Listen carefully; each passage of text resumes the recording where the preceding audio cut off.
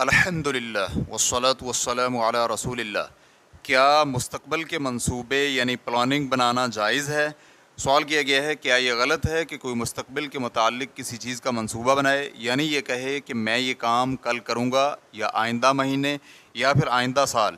اس کے ساتھ ساتھ میرا یہ پختہ ایمان ہے کہ موت کسی وقت بھی آ سکتی ہے۔ الجواب بعون اللہ سبحانہ وتعالی، انسان کے لیے معنی نہیں کہ وہ جس چیز کا مستقبل میں محتاج ہے اور اسے کرنا چاہتا ہے تو وہ اس کا منصوبہ بنائے اور اندازہ لگائے اور یہ کہے کہ میں کل یا ہفتے کے بعد یا ایک سال کے بعد یہ کام کروں گا، لیکن اس کے لیے ضروری ہے کہ وہ اس کے ساتھ انشاءاللہ ضرور کہے۔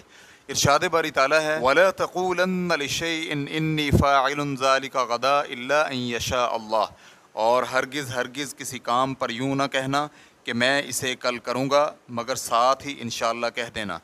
اور ہر وہ چیز جس کا انسان ارادہ اور نیت اور اس کا عزم اور اس کے حصول کی امید کرتا ہے تو یہ سب امید پر مبنی ہے، اور امید ہی ایک ایسی چیز ہے جو کہ لوگوں کو عمل کی طرف کھینچتی ہے۔ لیکن مومن آدمی اس زندگی میں اس چیز کی کوشش کرتا ہے جو اسے دینی اور دنیاوی نفع دے، اور وہ اسباب کو ساتھ رکھتا ہے اور اللہ سبحانہ وتعالی پر توکل کرتا ہے، اور اس کے ساتھ ساتھ اس سے مدد مانگتا ہے۔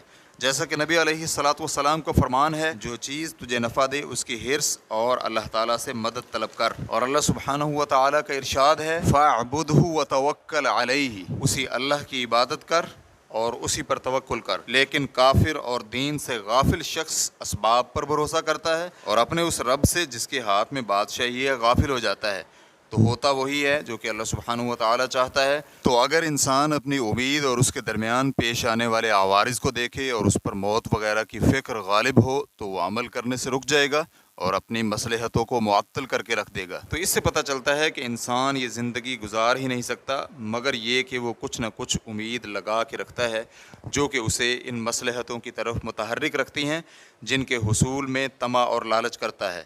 لیکن مومن کے لیے ضروری ہے کہ اس کی امیدیں کم از کم ہوں اور دنیا کی طرف مائل نہ ہو، اور نہ ہی اس سے متاثر بلکہ آخرت کو اپنا مطمع نظر بنا کے رکھے، اور وہ اعمال صالحہ کرے جس سے اللہ سبحانہ وتعالی کا قرب حاصل ہو اور اس کی نعمتوں سے اللہ تعالیٰ کی اطاعت کے لیے مدد حاصل کرے تاکہ وہ دنیا و آخرت میں اسے کامیابی اور سعادت نصیب ہو سکے۔ فتوی الشیخ عبد الرحمن البراق واللہ تعالی اعلم۔ اسلام کیو اے ریکارڈنگز مؤسسۃ الشیخ محمد صالح المنجد، المملکۃ العربیۃ السعودیہ، فتویٰ نمبر 8630۔